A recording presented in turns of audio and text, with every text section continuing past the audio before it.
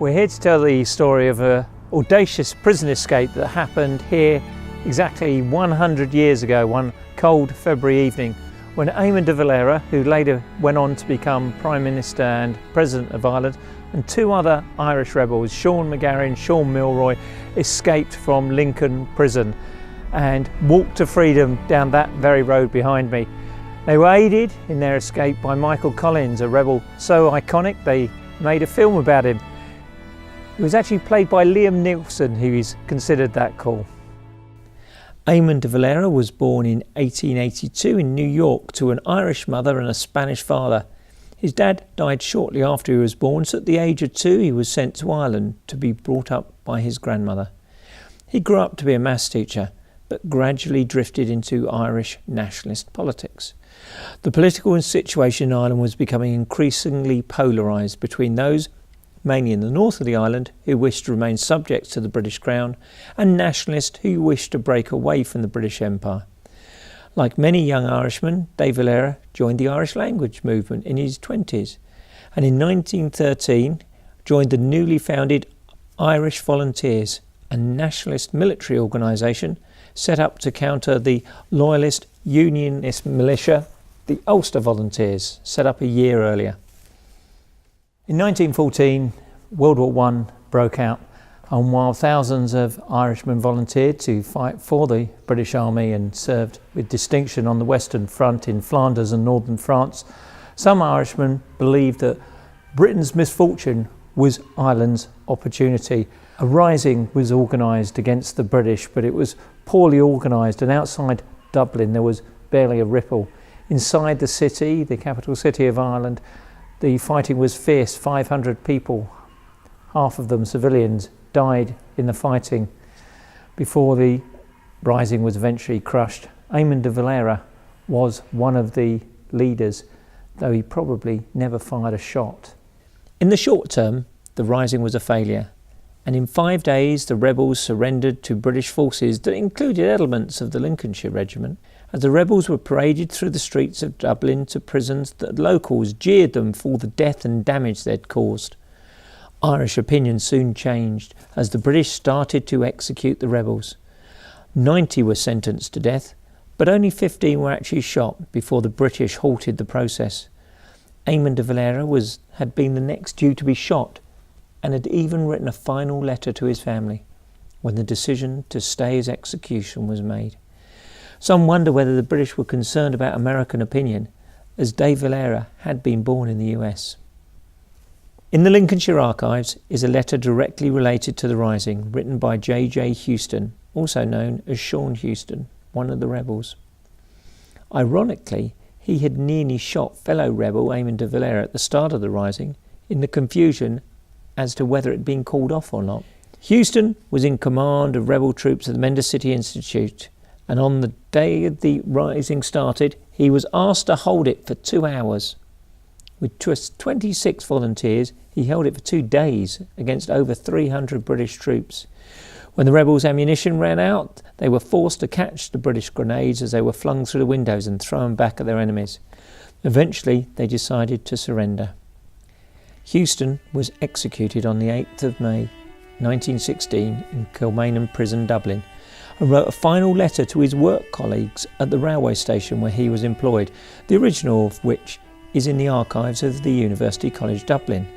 Now, someone in the Lincolnshire Regiment decided to type up a copy of the letter, and this typed copy from 1916 is now in the Lincolnshire archives. It says, "Before this note reaches you, I shall have said farewell to this vale of tears and departed for what I trust will prove a much better world.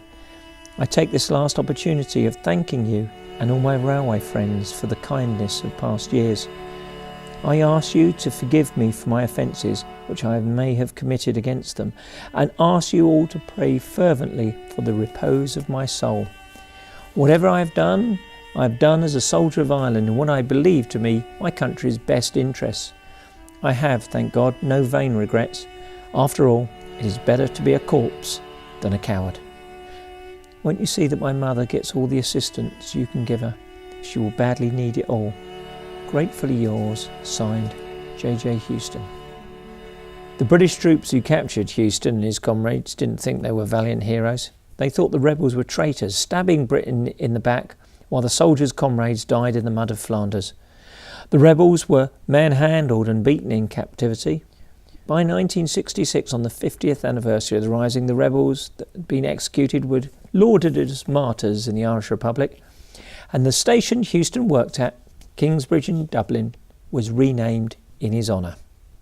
The rebels were released in 1917, and now Dave Valera was the most senior surviving Republican. So how did he end up in Lincoln Prison? Well, early in 1918, the British concocted a story that the Irish rebels were plotting with the Germans and had 70 leading Irish rebels rounded up. Half were sent to Usk Prison, and the rest, including Dave Valera, were sent to Lincoln.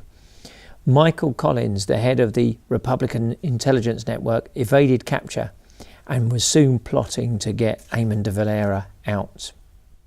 The prisoners noticed a door in an exercise yard that perhaps they thought if we could get through this, we could get out to freedom, but they needed a master key. Now, Eamon de Valera was a pious Catholic and was soon helping out the chaplain at the chapel. The chaplain was a Father Peter Taylor. When he wasn't looking, Eamon de Valera borrowed his keys and, using some wax in a tobacco tin, made an impression of the key. Pictures of the key were smuggled out in a cartoon. Copies were made and were smuggled back into the prison in a cake. Luckily, the prison authorities didn't notice that there was a key inside it. The key didn't work. Another impression was made, another drawing was made, smuggled out of the prison, and another key was made outside, smuggled in a cake. This was too small and broke in the mechanism. Now, Peter de Lowry, whose biography is an essential source for this story, he took apart one of the locks using the small screwdriver that came with Eamon de Valera's typewriter that he was allowed in prison. They took apart the lock to see how the mechanism worked. Blank keys were smuggled in, files were smuggled in another cake. In fact, in total, 4 cakes were smuggled in to make keys, whilst another was made outside for Michael Collins. Now, after the escape, the prison authorities were baffled how they got out, because they thought the best watch had been kept on their correspondence. As they said, the most strictest watch was maintained on him in prison. No friend or relative was allowed to see him or his comrades, and they were permitted to write and receive only 3 letters each weekly. The most stringent censorship was maintained over their correspondence, and both incoming and outgoing letters had to pass through London for inspection. Perhaps they should have inspected the cakes a bit closer. With the key made and working, plans were put in place to whisk them away once they got outside. The rebels feared that there would be extra security put on because some other Irish rebels had just escaped from Usk prison. Outside were Michael Collins, Harry Boland and Frank Kelly. They were in charge of the plans for getting the prisoners away once they'd escaped. Frank Kelly had been drinking in the local pubs and making friends with some of the prison guards to try and get some information out of them. Now, they knew that they would be able to see a signal from the prison because in a letter sent out, one of the prisoners said, "Standing at the window, I smoke a cigar and Dave Valera watches the stars. My cigar must look like an evolving star. It can be seen as far as the road." Well, on that evening, the men outside flashed their torch and the prisoners inside lit matches to say that they were all ready. They unlocked the doors, the escaping prisoners, and carefully locked them on their way out to confuse the authorities once the escape had been discovered. They wore multiple layers of socks over their boots so their feet wouldn't crunch on the gravel, and because Milroy's boots were so worn away that the sole was flapping as he walked down the corridor. When they got to the gate outside, Mike Collins, Frank Kelly and Harry Boland heard the prisoners The escaping prisoners approached the door. Collins inserted his key in, turned the key, and disaster, it snapped. While Eamon de Valera, cool as a cucumber, took his key out, pushed it into the lock, pushing out the broken key that Collins had made, and it turned smooth as velvet. Once they got outside, there was barely time for a quick greeting. Eamon de Valera rebuked Collins for coming. They were all captured now. That would certainly be a coup for the British. They got together and raced across the allotments, heading for Rugby Road and heading for freedom. Now behind me is Lincoln Christ Hospital School. It had been a hospital during World War I and was still for a year afterwards being used for the same function. Often the convalescing soldiers would meet with their girlfriends outside the hospital. Their girlfriends were often nurses at the hospital, and so there was a group talking to their girlfriends hanging around out here. Now Frank Kelly went, right, I'll try and see if there's another way round, and vanishes into the mist and vanishes completely out of the story in the records. Collins, Boland, Dave Valera and the two Shawns waited for a minute and then thought, we're going to have to brazen our way past. Harry Boland got his large coat, wrapped it round Eamon de Valera, and they linked arms like a courting couple. As they walked through past the soldiers didn't notice that Eamon de Valera's date was a burly Irishman with an Irish accent. They even had the audacity, the escapees, to laugh and joke with the soldiers' girlfriends about what a bitter and cold February evening it was. They got past, turned left and made their way down Rugby Road. The escaping prisoners made their way along the Rugby Road with the adrenaline pumping in their veins. Possibly their pulses quickened even more as they hurried past the Peacock pub, as Kelly would have no doubt warned them that was where the prison warders used to drink. They split up here at the Adam and Eve pub. They'd booked a taxi. Now, wartime petrol restrictions and travel restrictions were still in place, so they couldn't get a taxi all the way from here to their safe house in Manchester. So they booked a taxi, telling the taxi driver, who was completely innocent and unaware of who he was taking, that they needed to connect with the training workshop. So the taxi was waiting here for Eamon de Valera, Sean Milroy and Sean McGarry. They weren't to know it, but it was still 3.5 hours before the alarm was raised at the prison. They would have had time for a pint, but they never went in, which is a shame because they serve a good beer here. Meanwhile, Collins and Boland plodded down the hill and took a train back to London. When they got to Worksop, there was another taxi waiting for Eamon de Valera and the other two escapees. From there to Sheffield, and from Sheffield, a car waiting to drive them to Manchester and freedom.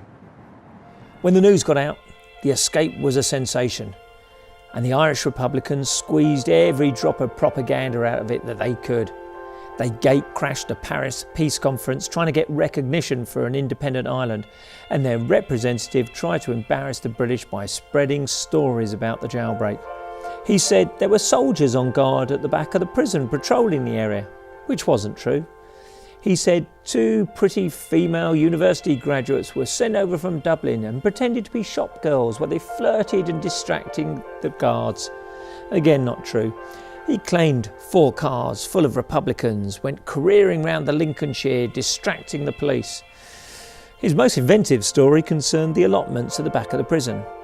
An Irishman working on the allotments was alleged to have relayed messages to the prisoners by singing Gaelic songs over the barbed wire. This was a cunning lie.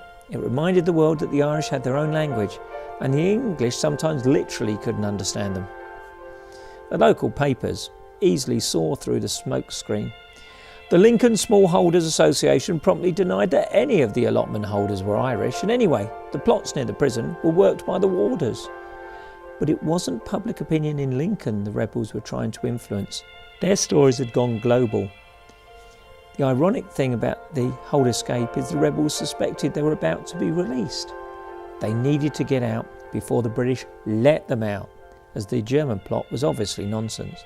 It suited the rebels to make the British look oppressive and incompetent, not magnanimous. The whole spectacular escape does have a rather charming postscript. De Valera had been the Prime Minister of the Irish Republic, but in 1950, during a brief period out of office, he went on a lecturing tour of Britain. He was due on Sunday afternoon to give a talk at the Radian Cinema in Lincoln, where BBC Radio Lincolnshire is now, to an audience of over 800.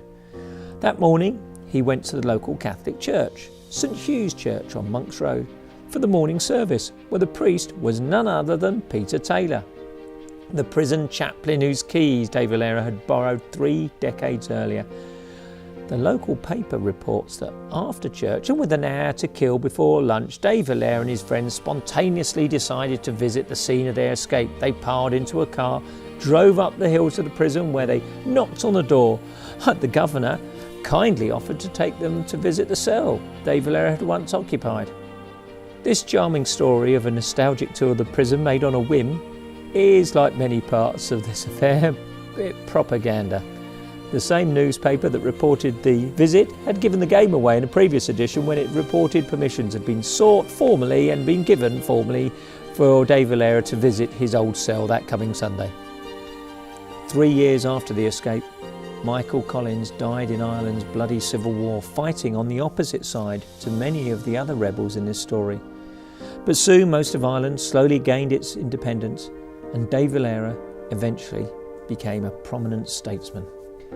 Eamon de Valera was the longest serving Prime Minister of Ireland, holding the office 3 times between 1932 and 1959, before serving 14 years as President, dying in 1975, 2 years after leaving office. While many in Ireland look back quite critically at his time in office, he certainly played a vital part in one of the most audacious prison escapes ever.